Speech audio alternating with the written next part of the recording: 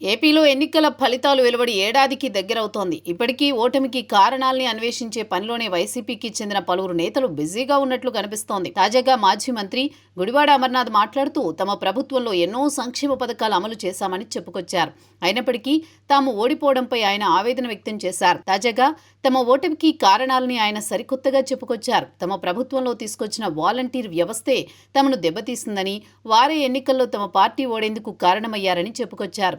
తమ ప్రభుత్వంలో ప్రజలకు వాలంటీర్లు, సచివాలయ సిబ్బంది ద్వారా ఎన్నో సంక్షేమ పథకాల్ని అందించామని, కానీ అదే వాలంటీర్లు తమ ప్రభుత్వం ఓడిపోయేందుకు కారణమయ్యారన్నారు. తాజాగా అనకాపల్లి వైసీపీ జిల్లా అధ్యక్షుడిగా బాధ్యతలు చేపట్టిన గుడివాడ ఎన్నికల వేళలో వాలంటీర్లు రాజీనామా చేస్తే అధికారంలోకి వచ్చిన తర్వాత తిరిగి తీసుకుంటామని చెప్పినా చాలా మంది ముందుకు రాలేదన్నారు. కొంతమంది తమది గెజిటెడ్ ఉద్యోగం అన్నట్లుగా వ్యవహరించారన్నారు.